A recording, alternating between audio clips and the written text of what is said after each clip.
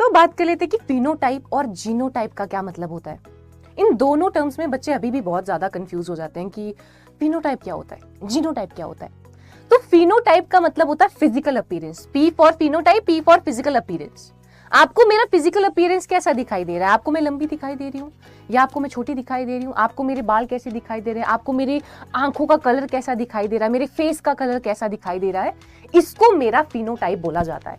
ठीक है, मतलब फिजिकली कोई प्लांट या कोई ऑर्गेनिज्म किस तरीके का दिखाई दे रहा है। जैसे मैंने आपको यहाँ पे बताया, प्लांट हाइट, फ्लावर कलर और ईल्ड। देखो प्लांट की हाइट आपको दिख रही है, ये इसका फिनोटाइप है। ठीक है, ये ईल्ड हमें दिख रही है कि भाई इतने ज्यादा वाटरमेलन आ गए हैं, तो ये इसकी फिनोटाइप है। तो ऑन द कॉन्ट्रेरी अगर हम जीनोटाइप की बात करें, जीनोटाइप का मतलब होता है जीन्स। अगर मान लो मैं लंबी हूं, क्या आप लोगों को मेरी लंबाई की जीन्स दिखाई दे रही है? अगर मान लो मेरी आंखों का कलर काला है, क्या आप लोगों को मेरी आंखों के कलर की जीन दिखाई दे रही है? नहीं।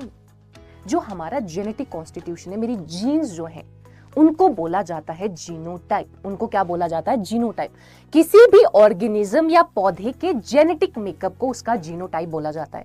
तो आई होप आपको दोनों टर्म्स क्लियर हो गई होंगी। फिजिकल अपीयरेंस की बात होगी, बाहरी आवरण की बात होगी तो फिनोटाइप, अगर जीन्स की बात होगी तो उसको जीनोटाइप बोला जाएगा। Is it done?